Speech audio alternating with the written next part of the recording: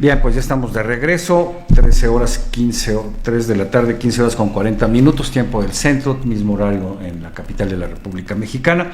Seguimos conversando con el alcalde de Álvaro Obregón, Javier López Casarín, quien pues ya nos adelantaba que va a tomar posesión el próximo lunes como presidente de la Asociación de Autoridades Locales de México, la ALMAC, que tiene 1,200 municipios en el país, es la mayor, y te preguntaba cuántas personas gobiernan. Pues los 1,200 municipios representan a más de 70 millones de mexicanos. Pues estás hablando casi del 60 y tantos % de la población. Así es.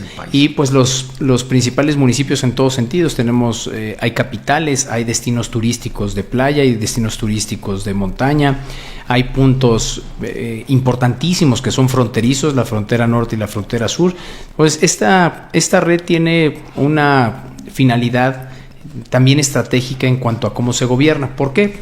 Pues porque vas compartiendo experiencias, es decir, si generamos una reunión, un encuentro con los alcaldes del norte, fronterizos, pues entonces vas a compartir la agenda que ellos van teniendo en su día a día, los grandes retos que hay. Y además las condiciones geográficas, climáticas y las necesidades son completamente diferentes, ¿no? Y que nosotros no lo visualizamos. No lo vemos. Fíjate, te cuento una anécdota. Yo he ido varias veces a cubrir estas reuniones, ¿sí?, de todas las asociaciones. Y una vez se hizo una reunión muy interesante sobre municipalismo en México. Correcto. Fue en la época de la Madrid. E invitó a todos los alcaldes del país, sin distingo de partido. Y vinieron todos, y el evento fue en Bellas Artes. Y fue muy interesante ver las diferencias, tanto étnicas como de vestuario, de forma de hablar, y luego a la hora de expresar precisamente sus necesidades, ¿no? Sí. Porque como bien dices, muchas veces estamos muy centralizados, ¿no? Somos muy centralistas y no vemos esas particularidades que tienen pues municipios de la sierra, de la montaña, ¿no?, del sureste, del norte y demás. ¿Qué piensas hacer ahora que tomes posesión? ¿Cuánto dura el encargo y cuáles son tus principales proyectos? El encargo es por un año y parte clave... Se puede reelegir otro, ¿no? ¿O ya no? Pues no, voy básicamente, la reelección que haré es la del 2027 como alcalde de Álvaro Obregón. Ajá. Y ahí vamos a continuar con el trabajo que estamos haciendo por una simple razón, y que me han hecho la pregunta, es porque el programa de gobierno que nosotros planteamos y los proyectos especiales que estamos haciendo necesitan un periodo adicional para poder realmente estar desarrollados en la primera etapa. Es clave el poder incubarlos, es clave el que estos proyectos vean la luz y los resultados que son necesarios. Uno de ellos es el PAPE, que es nuestro programa para abatir la pobreza extrema, algo que dirás en la ciudad, ¿y quién está viendo combate a la pobreza? Nosotros decidimos asumirlo.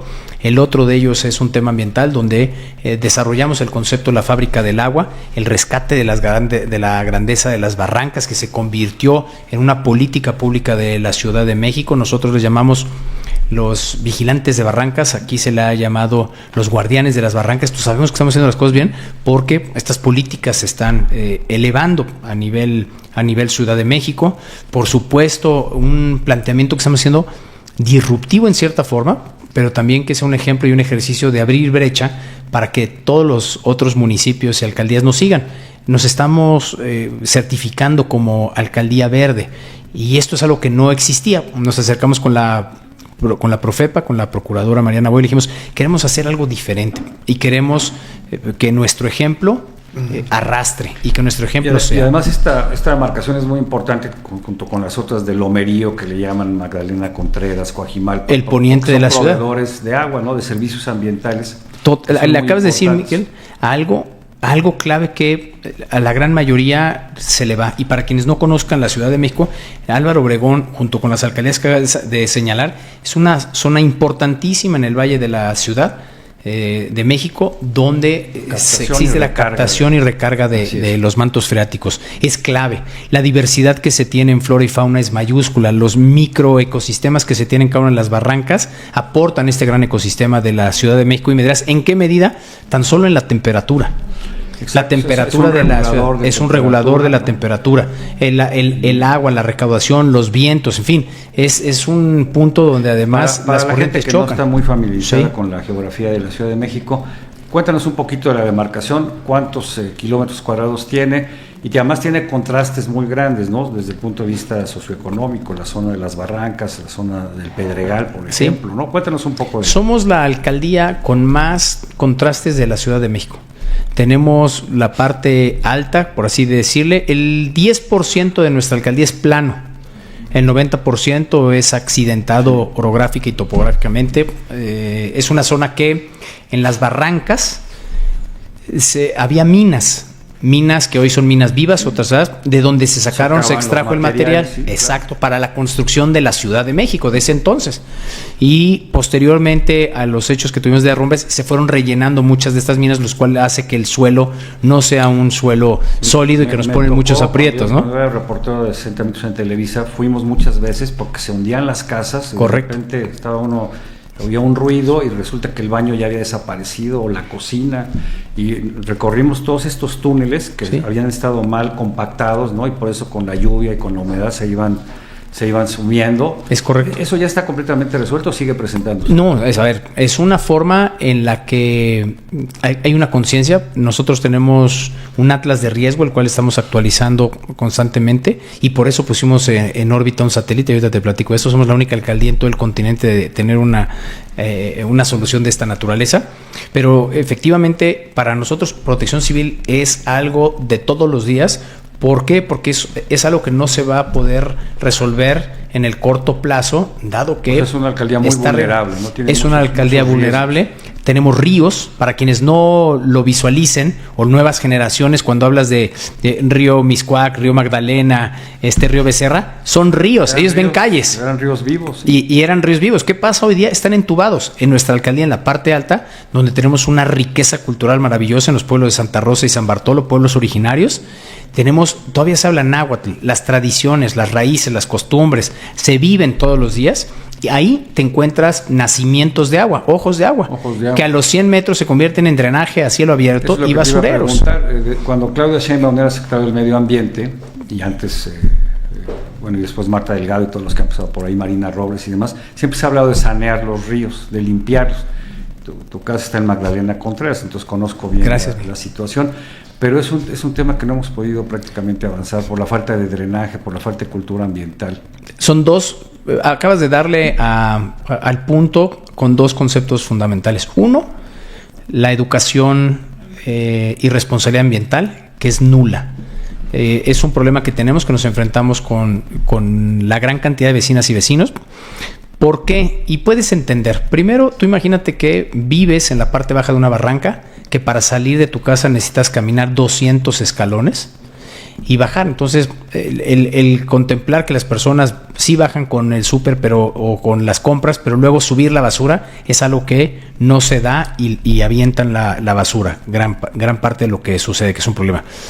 Al no tener infraestructura de drenaje, pues las casas tienen las salidas hacia los ríos, y eso va complicando. Y luego tenemos unos comportamientos donde la naturaleza de la alcaldía, el comercio, también tira. Entonces es un tema multifactorial que tenemos que atender, y la infraestructura que requerirá de una inversión mayúscula para poder tener, yo te diría, y que el día que se haga, se tiene que aprovechar para hacer una infraestructura de drenaje y una de pluvial.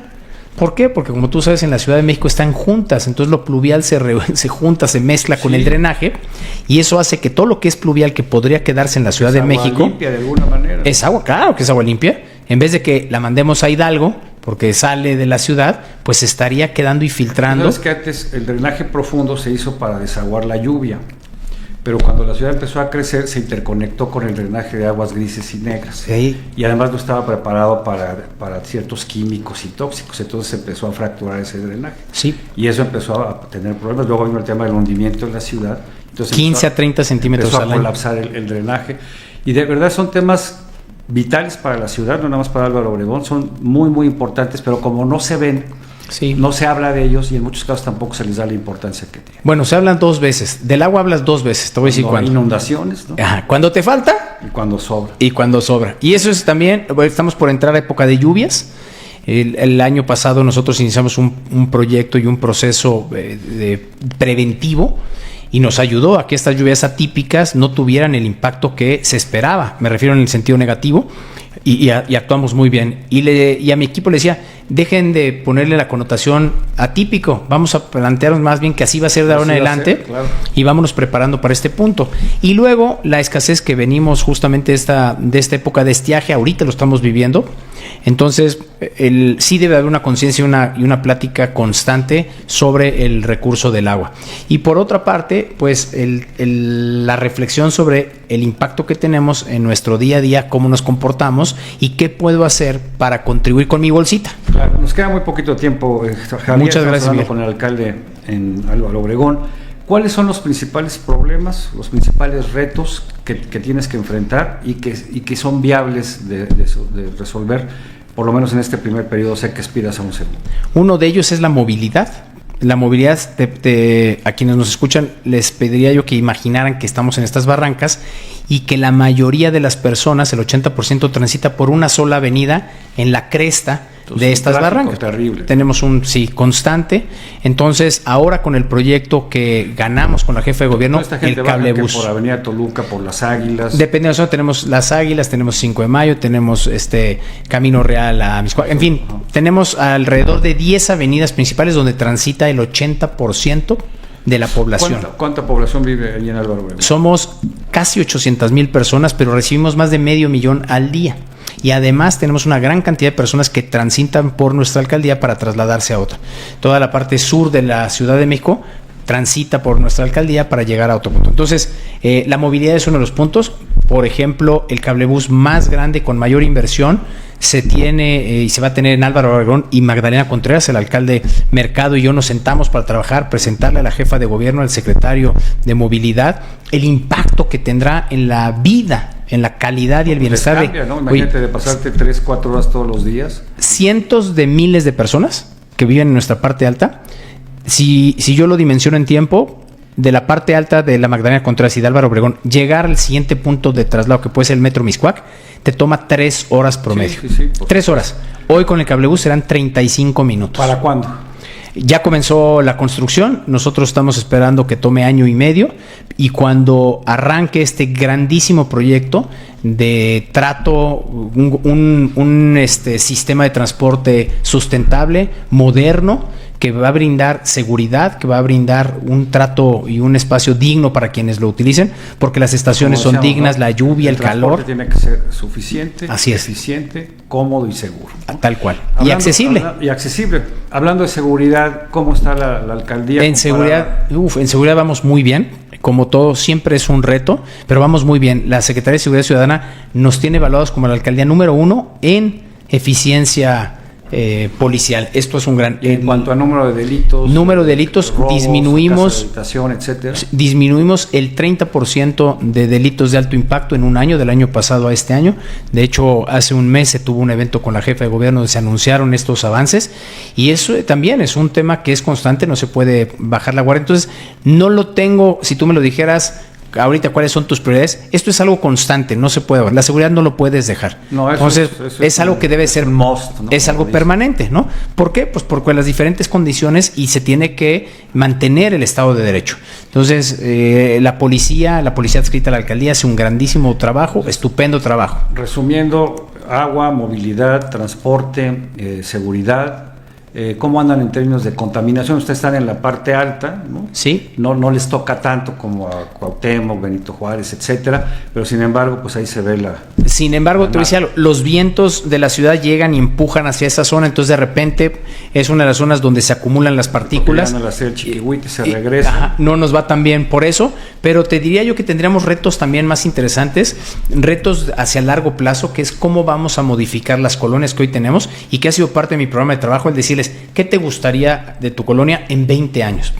Y la gran mayoría nos ponen espacios públicos, canchas, hay quien nos ha dicho hasta iglesias. Bueno, vamos construyendo esas comunidades, entretenimiento, ¿no? Espectáculos, ¿qué hay? ¿Qué teatros tienes? ¿Qué cines tienes? ¿Qué centros de espectáculos? Bueno, somos yo te diría que de las alcaldías estratégicas en temas de cultura, porque estamos hablando de la parte alta, pero la parte baja, donde tenemos, por ejemplo, a San Ángel, Chimalistac, San Angelín, Tlacopac. El Teatro de los Insurgentes ya se nos pasa a la otra alcaldía, pero nosotros tenemos en la parte baja el Museo Carrillo Gil, el Museo Casa del Risco, Frida, y por supuesto una riqueza cultural que nace en la Plaza San Jacinto. Claro. Estas zonas que en su Jacinto momento y eran... San Ángel, que son San Ángel, maravillosas. eran zonas de descanso, eran las casas de descanso. Eran las zonas que estaban en la periferia de la ciudad. Es correcto. Ahí se fue a vivir Hernán Cortés, primero a Coyoacán, luego a San Ángel, ¿no? Y tenemos ahí una riqueza arquitectónica fascinante. Entonces la riqueza cultural de nuestra alcaldía está en esa zona, pero también, como te decía, tenemos 8 pueblos originarios llenos de costumbres, llenos de tradiciones. Entonces somos una alcaldía viva, somos una alcaldía que se habla náhuatl y poco se sabe. Entonces hablabas de la diversidad, es una diversidad compleja en cuanto a la disparidad que existe, porque tenemos desde nivel socioeconómico de clase alta hasta pobreza extrema, todo, ¿no? pero la riqueza cultural y de las personas es mayúscula. Pues hay mucho que seguir hablando de la... Será un placer si nos vemos por aquí pronto. Planes aquí en la asociación.